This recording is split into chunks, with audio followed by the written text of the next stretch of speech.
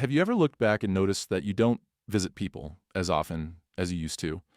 Maybe there was a time when you loved dropping by unannounced, the joining every gathering, staying busy with friends and family. But somewhere along the way, uh, that changed. And you pause more before heading out. Those impromptu visits feel less urgent. And you know what? Uh, that's perfectly okay. In today's video, we're going to talk about 6 real, heartfelt reasons why I no longer make the rounds like I once did. This isn't about becoming antisocial or shutting people out. It's about recognizing the changes that come with time and learning how to honor them. So if you've been feeling this shift in your own life but didn't have the words to explain it, stay with me. This might give you a sense of peace and a deeper understanding of why you feel the way you do. As we get older, one of the first things we notice isn't always the gray hairs or the aching knees, it's how our energy changes. The things we once did effortlessly, running errands all day, staying out late at social events, hopping from one friend's house to another, now require a bit more thought, a bit more intention. You wake up and realize my energy has limits and I have to choose where to spend it. And that realization, it's not a loss, it's a gift. There was a time when saying yes to every invitation felt automatic. You wanted to stay connected. You didn't want to disappoint anyone. You showed up even when you didn't feel like it, just because it felt like the right thing to do. But somewhere along the way, something shifts. You stop asking, who expects me to be there? And start asking, who truly fills me up? You begin to understand that your time and energy are just as important as anyone else's. In that protecting both isn't selfish, it's wise. Martin, a retired mechanic in his early 70s, used to be everywhere. If there was a potluck, he was there with a dish. If someone needed help moving a couch, he was the first to volunteer. He kept his calendar full, partly out of habit, partly because he enjoyed the company. But in recent years, Martin started noticing how tired he felt afterward, not just physically, but emotionally. And he'd come home from a gathering feeling depleted, not energized. In the conversations, mostly surface level, no one really asked how he was doing. No one noticed when he stopped talking and just listened. So Martin made a small but powerful change. He stopped saying yes automatically. He started asking himself, does this bring me joy? Or is this just something I've always done? Now, instead of attending every event, he meets a close friend once a week for breakfast. They talk about real things, family, regrets, memories, hopes. He also spends more time alone in nature, working on small wood projects, or simply sitting on his porch with a cup of coffee. And the surprising part, he doesn't feel lonely. He feels free, because what he realized is this: people who genuinely care about you don't require constant presence.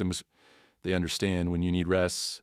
They don't take it personally when you say no, and they never make you feel guilty for choosing peace. So if your social life looks different than it once did, that's okay. It means you're honoring your limits. It means you're investing your energy into what truly matters. And in this stage of life, that's not only acceptable, it's powerful. You've earned the right to slow down. You've earned the right to choose quality over quantity. And when you do, you'll find your relationships deepen in ways that truly matter. One of the unexpected gifts of growing older is the realization that inner peace is worth protecting at all costs. In our younger years, we often found ourselves saying yes to events, conversations, or people that drained us. We'd show up to family gatherings, even when we knew there would be tension. We'd sit through uncomfortable conversations out of politeness. We'd tolerate gossip, criticism, or judgment just to avoid making waves. But something changes with time. You begin to notice how certain interactions leave you feeling. Some people lift you up, others wear you down. And slowly, you start asking yourself a powerful question. Why am I spending my time in spaces that don't feel good anymore? Grace, a retired teacher in her late 60s, knows this feeling well. For years, she kept up a routine of weekend visits to family. On the outside, it looked like she was staying connected. But on the inside, she was exhausted. There was always an argument brewing, always a snide comment, always someone bringing up the past just to stir the pot. She would leave those visits emotionally drained, sometimes even in tears, and yet She kept going, out of habit, out of guilt, because that's what good family does, right? But one day, after another tense dinner where no one asked how she was doing, Grace sat quietly in her car and asked herself, what if I just stopped? What if she no longer forced herself into places that made her feel unseen, unheard, or uncomfortable? And so she did. She stopped attending out of obligation. She stopped answering phone calls that brought her stress instead of joy. She let go of the pressure to keep peace with people who weren't interested in giving peace in return. And you know what? Her life became quieter, but in the best way possible. She had more space to breathe, more energy to spend with people who truly cared. She started connecting with friends who encouraged her, listened without judgment, and brought laughter instead of criticism. Choosing peace doesn't mean you don't care.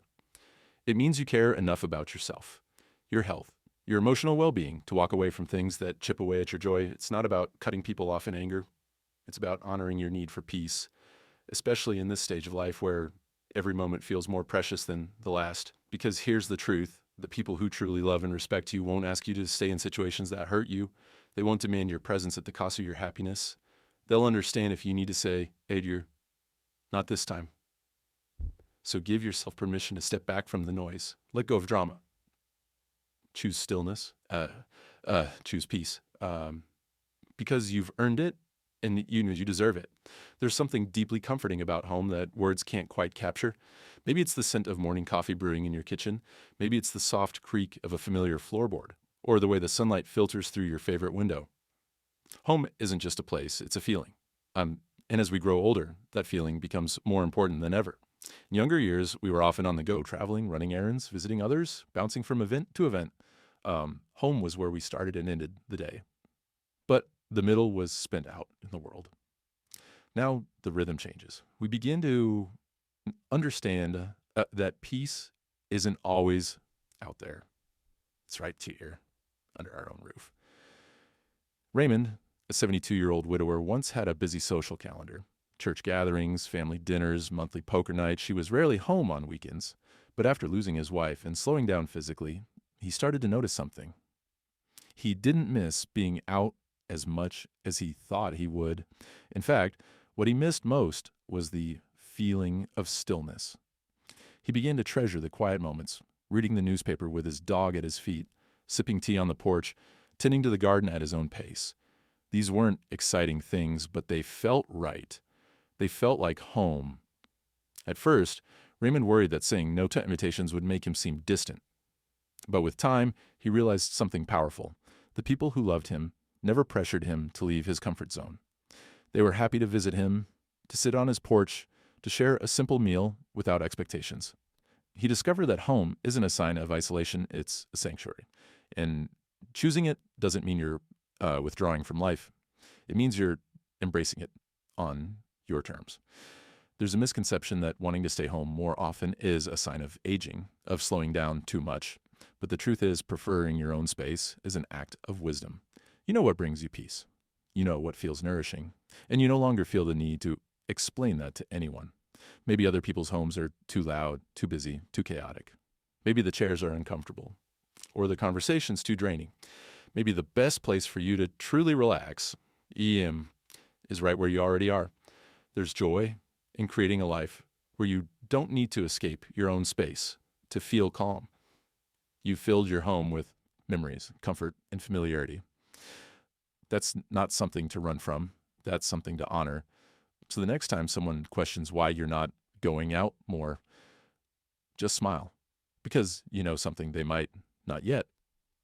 Sometimes the best company is the sound of peace within your own walls. There comes a time in life when you stop trying to be everywhere for everyone. In our younger years, it felt important to stay connected with as many people as possible. We juggled friendships from school, work, church, the neighborhood, extended family, you name it. We said yes to invitations, replied to every message, and tried to be available to everyone all the time. But as the years pass, something shifts. We start to realize that more doesn't always mean better. That having 10 surface-level friendships can't compare to having 2 or 3 deeply rooted ones. We begin to crave depth, not just company. Evelyn, a 69-year-old retired social worker, spent decades being the connector in her friend groups. She remembered every birthday, planned get-togethers, checked in regularly. Her calendar was always full, and so was her heart, at least that's what she thought. But over time, she started to feel a disconnect.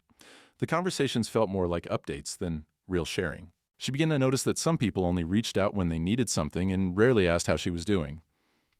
One day, Evelyn paused and asked herself, if I stopped reaching out first, who would reach back? The answer was eye-opening. Only a handful of people stayed in touch without prompting, but those few, they were gold. They were the ones who truly cared, who showed up in meaningful ways, who didn't require effort just to stay connected. So Evelyn made a decision. Instead of pouring her energy into maintaining a long list of casual contacts, she started investing in the friendships that filled her soul. Now, her circle is smaller, but her heart is fuller. She no longer feels the need to explain her silence or stretch herself thin to keep up. When she meets a friend for coffee, the conversation goes deep. When she gets a phone call, it's not small talk, it's connection. There's something beautiful about reaching a point in life where you don't measure your worth by how many people you know, but by how seen and safe you feel in the relationships you have. It's okay to let go of friendships that no longer feel mutual. It's okay to drift apart from people who were part of your past, but no longer align with your present. That's not failure, it's growth. Choosing depth over quantity means saying yes to authenticity. It means valuing presence over popularity. It means making room for the relationships that feel effortless, honest, and kind. So if your circle has gotten smaller in recent years, don't mourn that change. Celebrate it. Because what you've lost in numbers, you've gained in meaning. There's something about growing older that invites you to look inward, not with regret, but with clarity. You begin to see life through a different lens. At the things that once felt urgent, attending every social event, staying constantly busy, making sure you were seen, start to lose their pull. Instead, your focus begins to shift to something much quieter, much deeper. You start to ask yourself, what really matters now? It's not about impressing others anymore. It's about honoring yourself. For years, Samuel was a yes man. At 68, he'd lived a full life, built a successful career, raised 2 children, served his church faithfully. He was always moving, always helping, always in demand. But when he retired, something strange happened. The quiet settled in. At first, it felt uncomfortable. The lack of meetings, the slower mornings, the stillness, it made him feel like he should be doing more. But over time, he began to embrace it. The quiet gave him space to reflect, to rest, to ask questions he'd never had time to ask before. He realized that much of what had once consumed his time wasn't bringing him joy. It was simply part of a routine he'd never questioned. Now, with the gift of space, he was free to choose differently. Samuel started spending mornings walking through the neighborhood park. He dusted off his old guitar. He kept a journal for the first time in his life. And he found that doing less didn't make life smaller, it made it richer. That's the thing about this stage of life. Your priorities become clearer. You stop showing up out of obligation. You begin choosing peace over pressure. You stop trying to maintain appearances and start nurturing your inner world. You begin to understand that fulfillment isn't found in the crowd, it's found in the quiet moments where you feel fully yourself. For many people, this shift can feel scary at first, like slowing down can feel like falling behind. But the truth is, it's just the beginning of a deeper, more intentional way of living. Maybe you no longer feel drawn to large gatherings. Maybe you'd rather read a good book than go to another or noisy dinner. Or maybe you've stopped volunteering for every project and started saying, let me think about it instead of course. That doesn't mean you're less involved. It means you're more aligned with your heart, your values, your energy. This is the season to live thoughtfully, to choose what nourishes you, to let go of the noise, and listen to the still, small voice within you that says, this feels right. And when you start making decisions from that place of calm and self-trust, life takes on a different rhythm, slower. Yes, but sweeter too. One of the most comforting realizations that comes with age is this. The best friendships don't need constant communication to stay strong. True bonds aren't built on frequency. They're built on trust, mutual respect, and deep understanding. When you're younger, it can feel like being a good friend means always showing up, checking in often, responding to every message, and never missing an event. There's pressure to keep the conversation going, to be present, to prove that you care. But over time, that mindset begins to shift. You begin to understand that real friendship is not a performance. It doesn't need constant attention or regular appearances to survive. The people who love you most won't take you. They'll understand when life gets busy, when your energy is low, or when you just need space to yourself. And take Elaine, for example. She's 71 now, and she used to bend over backwards trying to keep in touch with everyone. She worried that if she didn't call enough or show up often, people would think she didn't care. So she pushed herself weekly calls, birthday cards, Sunday brunches, even when she was tired or needed rest. But something changed a few years ago. After a minor health scare, she took a step back and started paying attention to how she felt around people. And what she found surprised her. Some of the people she had been working so hard to stay connected with didn't reach out at all when she stopped calling. The ones who did, they weren't upset about her absence.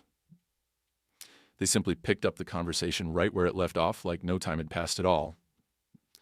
That's when she realized the truth. The most meaningful friendships don't rely on regular contact. They're rooted in something deeper or quiet, knowing that you're there for each other when it matters. Elaine found peace in letting go of the pressure to always be available. Now, instead of maintaining a long list of casual acquaintances, she invests in a few deep, nourishing relationships. She might not talk to her best friend Carol every week, but when they do chat, it's real, rich, and full of laughter. No guilt, no catching up for appearance's sake. Just two people who genuinely care about each other. If someone makes you feel like you have to constantly show up to keep the friendship alive, maybe it's time to reevaluate the nature of that relationship. Real friends don't demand your time. They appreciate your presence, however, and whenever it comes. The truth is, as we age, our time becomes more valuable, and the people worth keeping in your life are the ones who don't need constant reminders that you care. They already know. So if your world has grown quieter, don't mistake that for loneliness. It may just mean your relationships have grown deeper, more intentional, and more real. As we close this reflection, let's pause and take a deep breath, because if any part of this resonated with you, if you've found yourself visiting people less, spending more time alone, or simply craving more quiet, you need to hear this clearly. You're not doing anything wrong. You're evolving. Life has seasons, and each one brings its own wisdom. In earlier chapters, we may have filled our days with activity, surrounded ourselves with people, and measured connection by how often we were seen. But now, the measure is different. Now we seek presence over performance, stillness over stimulation, and meaning over momentum. You've earned the right to slow down. You've earned the right to be more selective with your time, your energy, your relationships. That's not selfish. That's self-respect. That's living with intention. Every one of the 6 reasons we've shared today speaks to this larger truth. You are allowed to live life on your terms now. Or if you visit fewer people, it's not because you've stopped caring. It's because you're choosing to care deeply, not widely. If you spend more time at home, it's not because you're retreating. It's because you've created a space where you feel safe, known, and at peace. If you've walked away from drama or distant relationships, it's not because you're bitter. It's because you finally understand what your spirit can and cannot carry anymore. And if your circle has gotten smaller, that doesn't mean your life has gotten emptier. In fact, it may be more full of purpose, of authenticity, of genuine connection that doesn't need constant tending to survive. This new rhythm of life isn't something to be explained or defended. It's something to be celebrated. Because one of the greatest freedoms of growing older is realizing you no longer need to prove anything to anyone. Not your worth, not your availability, not your relevance. You get to decide who and what gets your energy. You get to honor your limits. You get to spend your days in ways that feel right to you. And when you do, something beautiful happens. The relationships that truly matter begin to rise to the surface. The ones rooted in respect, the ones that allow you to be fully yourself, the ones that meet you where you are. No explanations needed. So today, let this be your reminder. It's okay to live slower. It's okay to live softer. And it's absolutely okay to choose peace over pressure. You've given so much to others throughout your life. Now, it's time to give something back to yourself. So if you found yourself visiting less, pulling back a little, choosing quiet more often, you're not alone and you're not doing anything wrong. You're simply evolving. You're choosing peace over pressure, presence over performance. And in this season of life, that's not only okay, it's beautiful. Because your worth isn't measured by how many people you see, but by how deeply you connect with the ones who matter most. If this message touched your heart today, leave a comment and let us know what resonated most. And if you haven't already, click subscribe, turn on that bell. We'll be here sharing more gentle wisdom to help you live a little lighter and love a little deeper. Until next time, take care of yourself. You deserve it.